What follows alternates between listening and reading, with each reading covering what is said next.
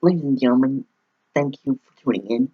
My name is Jonathan, the Hot Wheels Pittman, and you are watching Pittman's Pit and my WWE Tables, Ladders, and Chairs 2016 Preview Predictions video. TLC will be a SmackDown production coming live on the WWE Network tomorrow night, Sunday.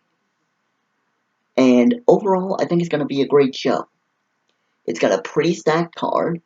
And the one thing I can say, even though the episodes of SmackDown leading up to it have been consistently just okay to me. Some segments have been great, and there's been some great moments, but the episodes as a whole have been consistently just kind of okay to me. But nonetheless, I think that the show that we're going to get on Sunday night at TLC is going to be a really great, memorable show. Because at least every single match matters and has a purpose. So, I'm going to run down the cards here and tell you all what I think is going to happen in these matches. And you can leave a like, a comment, and of course, if you haven't already, which is highly likely considering my view count, but if you haven't already, please, please, please, thumbs up this video and subscribe. So, the first match I'm going to talk about is Randy Orton and Bray Wyatt, the new Wyatt family, taking on Heath Slater and Rhino for the WWE Tag Team Championships. This is one of the few matches that doesn't have any stipulation to it. Actually, I think it's the only one that doesn't. So, that was a little weird to me. Like, they couldn't have made it like a tornado tag or something like that. It's weird that every other match has a stipulation to it, even if some of them are stupid like a chairs match or a table match. But this one just has no stipulation, and it's just a regular tag team match. So, we'll see how it goes. Personally, I like the feud. Well, actually, it's not even a feud. They did a tournament, but it's basically centering around two storylines that I've really liked. The Cinderella story of Heath Slater, and he's this dorky, full of himself, but he's kind of a cornball kind of guy. He's a complete nut, let's face it. And he's funny, really. So that's why people like him. And he really shouldn't be there, but he is. And he teamed up with Rhino, who's this beast. And that's pretty much how he wins his matches. Which I think the comedy between those two has been great. And then on the flip side, there's been this great feud turned partnership between Bray Wyatt and Randy Orton. Who, Randy Orton was feuding with Bray for weeks and months. And all of a sudden, randomly, he RKO's Kane, and he's a member of the Wyatt family? What the heck? I'm still trying to figure out where they're going with this. And personally, I think I know. I think where they're going with this is that tomorrow night, on TLC, what's going to happen is that Bray Wyatt is going to be just about to finish off Heath Slater. He's going to be inches away from pretty much a decimation of Heath. And they're going to work together to get rid of Rhino so that they can just beat down and beat down and beat down Heath. So, then what's going to happen is Orton's going to tag in, and he's going to randomly, RKO Bray, and then he's going to walk away and get counted out or something like that.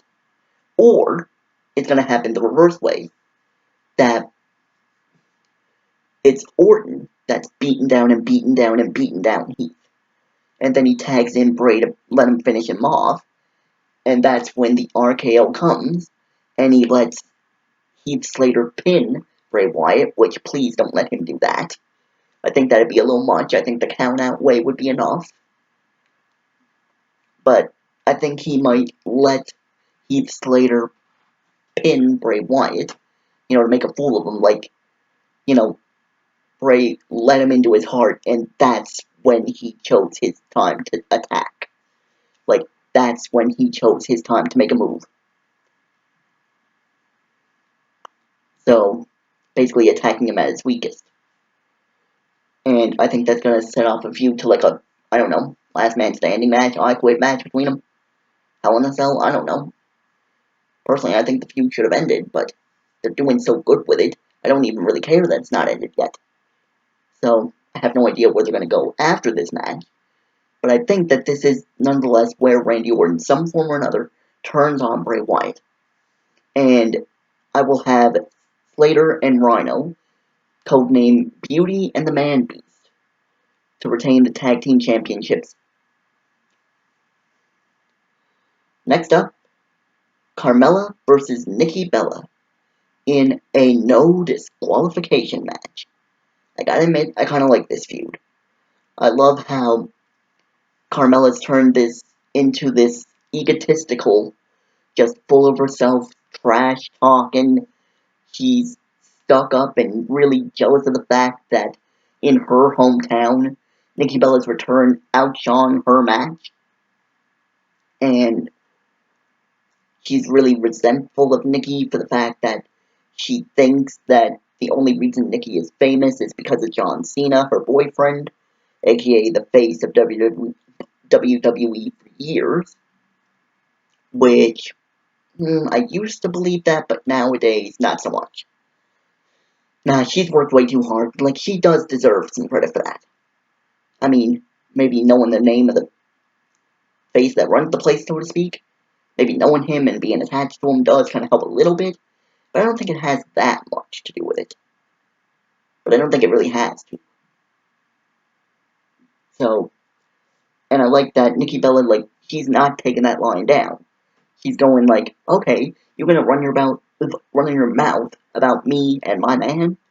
I'm gonna run at you, and I'm gonna beat you down, and I'm gonna beat your butt all over the ring, and the arena, and the steps, and anywhere I can get my hands on you.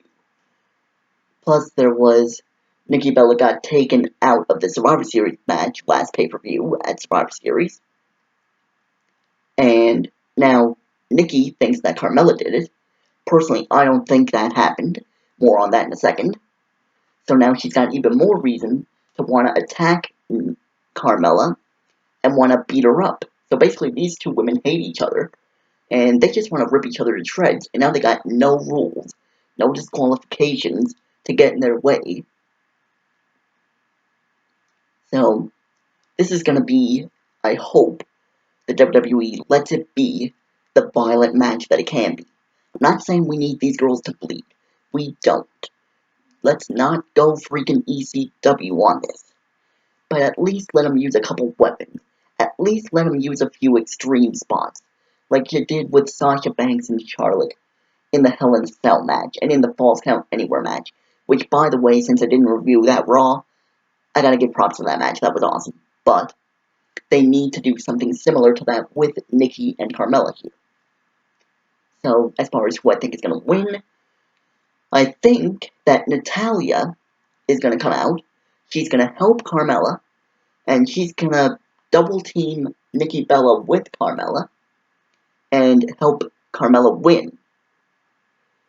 So, because I think it was just a little bit too convenient that right when the camera panned to Natalya being right there when Nikki was battered and, when she said she couldn't compete and the doctor was saying she couldn't compete, Natalya just happened to be right there for some reason.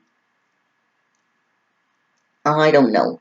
I think if it was a little more believable, that you probably should have had her, show up a little bit later. Like, not be so darn fast. The fact that she was so fast there, it makes me think that, like, oh yeah, she definitely did it. So, Natalya's gonna come out, she's gonna help Carmella, and they're gonna both beat down Nikki Bella. Probably with weapons, and then Nikki Bella's gonna lose the match by pinfall. Hell, they might even use the Cone of Silence on her, and they might have Nikki Bella actually tap out, which is something they never did with Cena, but I think they actually could get away with doing it with with Nikki, because she doesn't have this, like, superhero gimmick to her, quite. Like, she doesn't have this invincible image that John Cena's built over the years quite yet. She's fearless, but she's not, flawless. She's not, you know, she's not foilless. She can be foiled. She can be defeated. She can be overcome. She's not limitless. So, I think that Carmella, with a little help from Natalya, is gonna beat Nikki Bella in a no disqualification match. Next up, we have a chairs match featuring Baron Corbin and Kalisto. Now, this is in response to a rivalry that I had completely forgotten about from before the draft even happened, when Baron Corbin just randomly started attacking Kalisto, and he put him out of action for a while. Well, kayfabe. So, I had completely forgotten that was even a thing, and then randomly Baron Corbin shows up, and he, shows up in a video package beating up Kalisto from the past, and I'm like, oh, yeah, that happened. Then they do this skit where Kalisto gets his revenge by taking out Corbin's leg. Then Corbin ends up costing Kalisto the match at Survivor Series, and now we got this match, a chairs match, at at TLC. Okay. So, they might not have done the best job with booking, considering I forgot this was even a thing, until recently when, they did the whole Kalisto taking out Corbin's leg thing. Until they did that, I'd forgotten it was even a thing. So maybe they should have done a little bit better job booking this feud. For fans to remember that, hey, this is a thing. They should have done a better job that, hey, this guy injured Kalisto. This guy is an animal. This guy will beat up anybody. He's a bully. Because that's the kind of gimmick they're going for with him. They should have done a better job reinforcing that. But, nonetheless, we've got this chairs match. Do I think it's going to be any good? Honestly, I'm not even sure. Because Corbin is great at crowd psychology. Like, he is just really good at just soaking up heat and soaking up hate from the fans. Just making them despise him. Which is, since he's the bad guy in this situation, exactly his job. So, he's the perfect guy you want to have for this newcomer who's supposed to be the next Rey Mysterio. Well, not really newcomer, he's a former tag team champion, and former WWE United States champion. So, not really newcomer, but he's basically supposed to be the new Rey Mysterio, who was the ultimate underdog. So you're trying to make him the new ultimate underdog. So, you want to make him that kind of character. You gotta pair him up with somebody that's gonna be the ultimate obstacle, the ultimate bully, the ultimate giant. And I don't know about ultimate, but he's definitely a good start in Baron Corbin. So, what I would think is we're gonna see a lot of really innovative strikes and a lot of innovative moves with chairs used by Kalisto. And, well, as far as Corbin, the heck with innovative, he's just gonna beat the hell out of him. Yeah, he's just gonna be swinging and hacking and, like, slamming the chairs on him and, like, that kind of thing. He's not going for any kind of innovation. He is just in your face, I'm gonna beat you up now, kind of thing. That's all he does. And that's all he really needs to do. Some people don't need to do the flipping and the kicking and the high flying and all that other stuff. Some people don't need to do that. Baron Corbin is one of those people that doesn't need to do that. So, I'm really a big fan of both these guys, but if I had to say who would win it, I think Corbin, because I think he needs it more. Because I could see him as being hurt more by losing. And actually, I can see it being helping Kalisto more if he loses than if Baron Corbin loses. So, what I would have him do is I would just have Baron Corbin beat up and beat up and beat up on Kalisto. But Kalisto, shows the heart of a champion, the heart of a warrior, the heart of a dragon, a lucha dragon, pardon the pun. And he shows how much heart and how much desire and how much fire he has.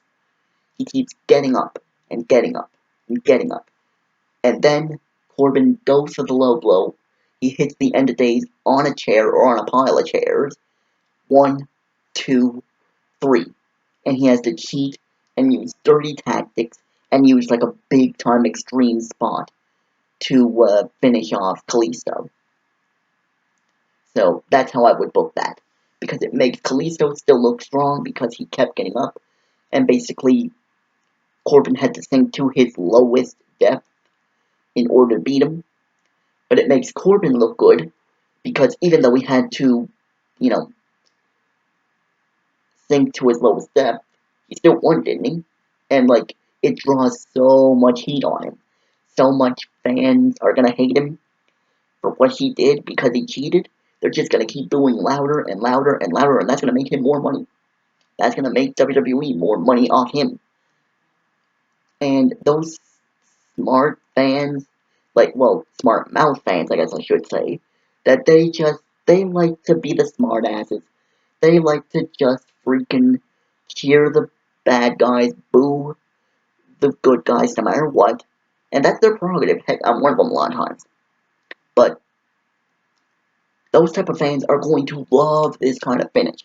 And they're going to love a smart ass like bully, like freaking Baron Corbin. So if they do this, I think this is their best decision. So I'm gonna have Baron Corbin win against Kalisto, and then I would probably have him go. Honestly, I know it's a bit of a stretch. I'd have him go against somebody, like, say, well, first I'd have him just run through a bunch of smaller dudes, and eventually have him go after Ambrose. Like, I'd have him just run through anybody that's smaller than him, and just not have feuds with him, but just one-off matches that are just squashing and destroying people like they're doing with Braun Strowman, and just have him decimate people, and then the only one person left in him is Ambrose, which that tells you what I think is going to happen in the main event. Oh wait, or is that going to happen?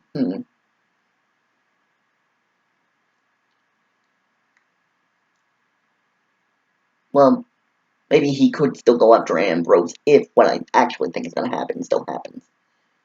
Because you do have to send him running after a few other people and just start pushing him off the card. So, it'll be a slow burn, but this will be the start of like a big Baron Corbin push as like this bully monster heel, as this villain. And next up, we're going to talk about, should it be this one or this one? I'll talk about the table match first. So it's Becky Lynch versus Alexa Bliss.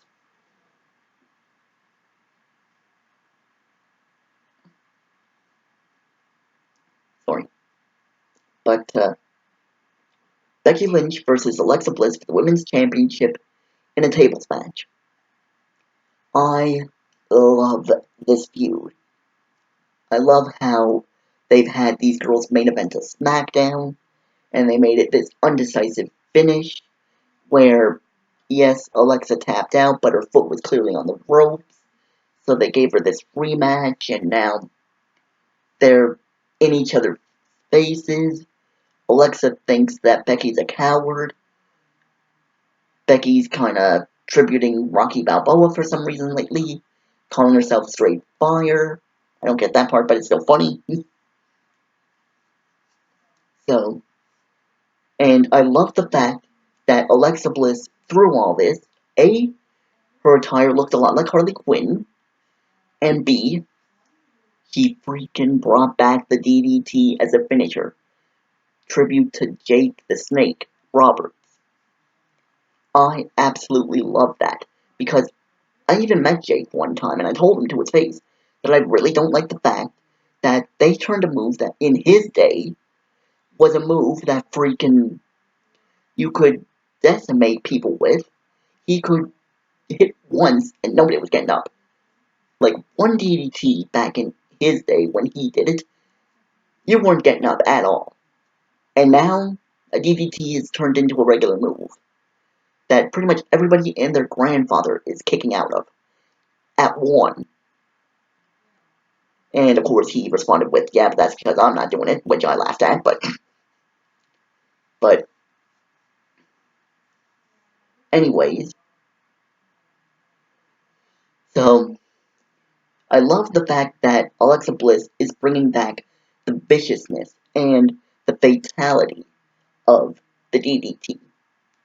Like, how critical it is and how impactful it is. I love how she's bringing that back.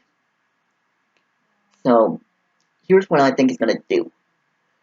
I think that Alexa Bliss is going to beat Becky Lynch.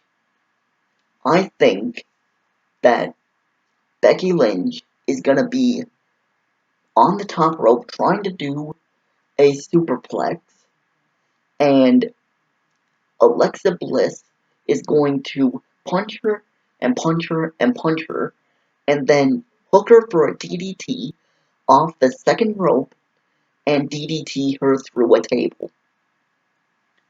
And since it was Alexa's offensive move, and the rule is whoever's offensive move broke the table, that made both competitors go through it, if both go through it, whoever's offensive move it was, then that's the person who wins the match. So, I think that Alexa Bliss is going to DDT Becky Lynch off the ropes, through a table, sending herself through a table too, but because it was her offensive move, she's going to win the title. And then Becky Lynch is going to have that thing of, well, yeah, but you went through the table too, so I should get a rematch. And then they'll have a rematch, Alexa will win again, and they'll probably send her at Naomi, who I think might win her then, because I don't expect Alexa Bliss to be a long reigning championship holder, but I just think that she's gonna have her chance, and I think it's gonna be tomorrow night. But let me warn you guys, and it was YouTuber Deluxe Man that pointed this out to me, pointed this out to his viewers, which I'm one of, that I kind of forgot about. Eva Marie is coming back at some point, and you think Vince is still not over her? You think Vince is still not over trying to make her a champion? Get over yourselves. He is not. Like, he is going to make her a 50-time champion if he can. And actually, I think he should. I think he should make her a long-reigning heel champion. Because think about it. Everybody boos her out of the building. She gets the loudest boos out of anybody. Even if it's not supposed to be intentional. I'm not sure anymore. I think it might be now, but I'm not entirely sure. But just the fact that she gets the loudest boos, I think she could be the biggest woman villain in WWE today. So what they need to do is have Alexa Bliss win the championship from Becky Lynch, and oh my god, I just kind of came up with an idea. Have Alexa Bliss win the championship. In Becky Lynch's rematch, Eva Marie comes back, and she teams up with freaking Alexa Bliss. And there is, if Alexa Bliss is Harley, you gotta have Red. you gotta have Poison Ivy. So why not have someone that calls herself All Red Everything be the sidekick to a character based off someone that calls her best friend Red? Because she has red hair, ironically enough, like Eva Marie. So, I know that's a corny idea, and a lot of people are probably gonna boo me for coming up with that, but screw it, I want it. So, yeah, that's what's gonna happen. And they're gonna be the duo that, by hook or by crook, mostly by crook, they're gonna be long reigning women's champions on SmackDown. And anytime one of them loses the title, the other one's gonna win it right back for them. So that's how that's gonna go. Next up, we have what I believe, and many believe, are going to be the matches of the night. Starting with the match of the night, in my opinion. A ladder match for the Intercontinental Championship. Dolph Ziggler versus The Miz. Now, honestly, I've loved every second of this feud. I never thought I would be this invested in something that had the freaking name Dolph Ziggler attached to it. I never thought I'd say that. Dolph Ziggler. I'm interested in something Dolph Ziggler is attached to. What is wrong with me? Like, I don't get the hype behind him, but for what he's been doing, I think he's been making it work. But let's face it, the man carrying this whole feud has been The Miz. Like, he has been on damn fire. Let's not beat around the bush here. The Miz has been unstoppable for months now. So, what I want to do is, this is the last SmackDown pay-per-view, I believe, till the Royal Rumble, which is an air-promotional pay-per-view, right? Because the next one will be a Raw pay-per-view, I think. And then will be Royal Rumble, I believe. Yeah, because next is Roadblock. And then after Roadblock should be Royal Rumble, I think. So, I think that what's going to happen is, A, we're going to get the match of the night, and we're going to be blown away by what we're seeing, because the two top-tier mid-card talents, and, well, one of them is a mid-card talent, the other is a clear, established, should-be main eventer, whether people want to admit it or not, and they're going to steal the show again, and again, and again, and again, and again, and again, and again. They're going to keep doing it over and over. Let me tell you that. The thing is,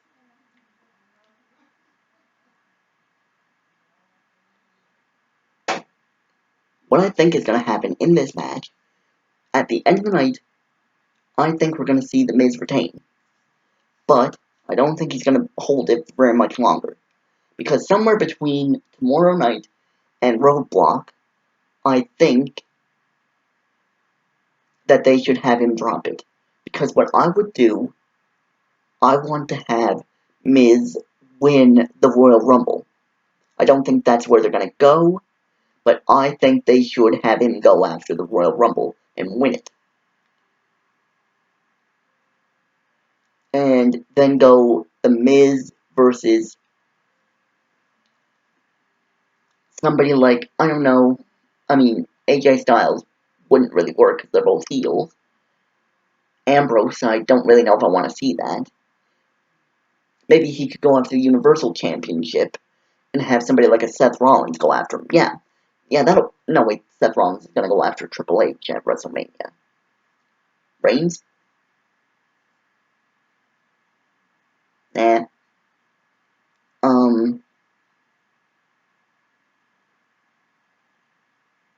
Balor. Oh, yeah, give Balor back the championship before WrestleMania. And have The Miz go after Finn Balor.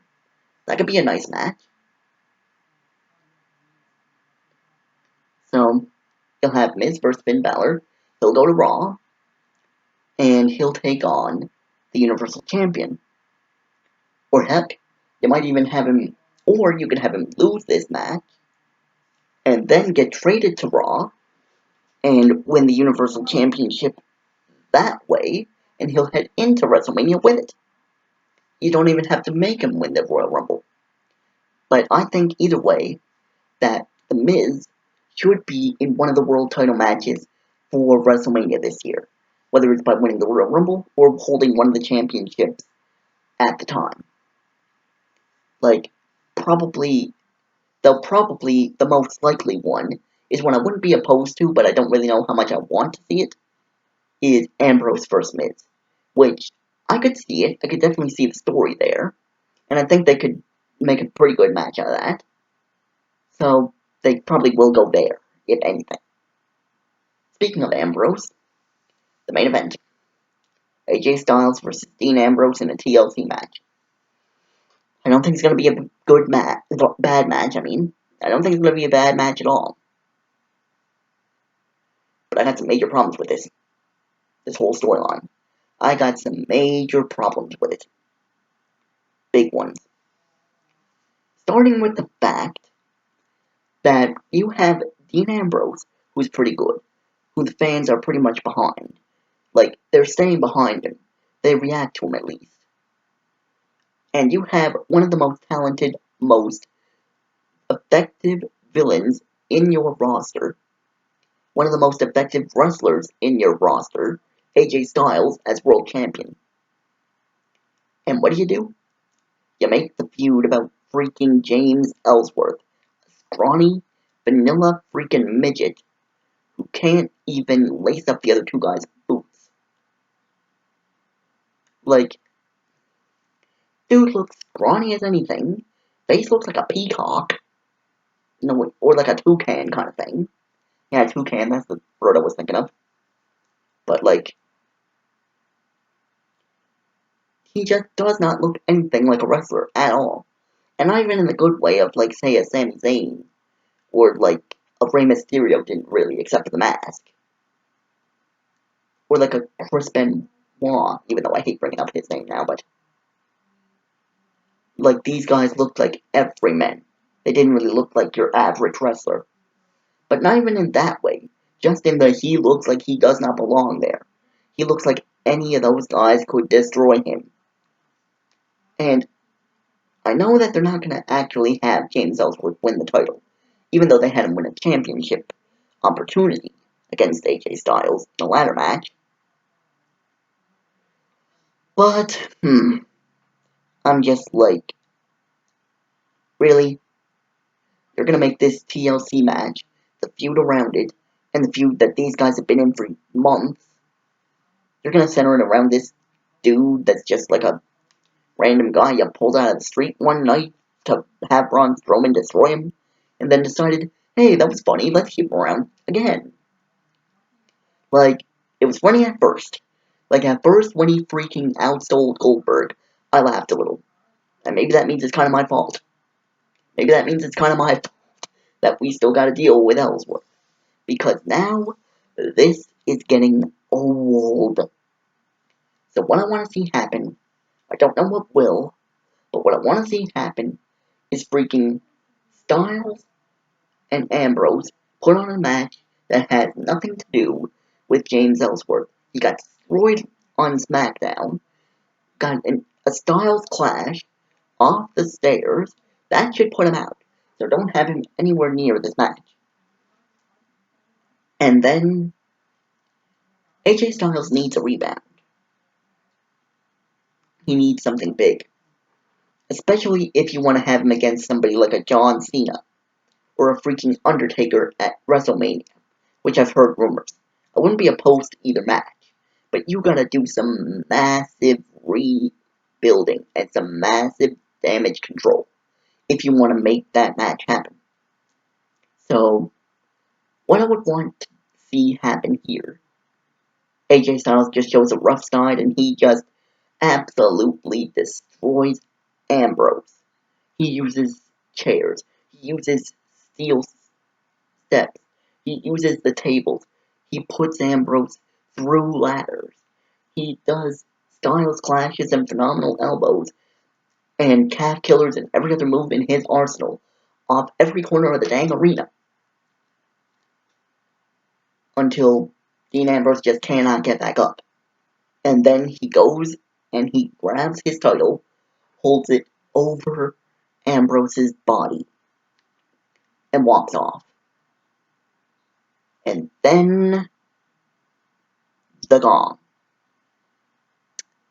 Undertaker will come out and he'll probably just stare down AJ Styles and say he's coming for him. And that might lead to something in the future. Or maybe a John Cena comes out. Because AJ Styles keeps beating up Ambrose. And keeps, not letting up anymore. Because he's just snapped because of how much Ambrose has gotten in his head. How much he's cost him. So he's just like, I don't care if I won the match. You deserve an even bigger ass kicking than I was able to give you in this match. So I'm gonna deliver you twice the ass kick. So then somebody, either Cena or Undertaker, maybe somebody else, probably one of those two, will come out and back Ambrose up. And that's how AJ Styles will be fought off. He'll walk up the ramp, smirking as he holds up the title. Whoever came out to save Ambrose will do whatever their taunt is, either the this thing that Cena does or the throat cut that Taker does. And that'll be how the show closes. So, let me know what you guys think is going to happen tomorrow night at TLC. Let me know how you think the show is going to go. Do you think it's going to be a good show? Do you think it's going to be bad? What have you thought of the feuds leading up to these matches? What do you think of the people in them? Let me know anything and everything pertaining to Raw, SmackDown, and TLC in the comment section down below. This is Jonathon the Hot Wheels Pittman, and so long for now from the pit.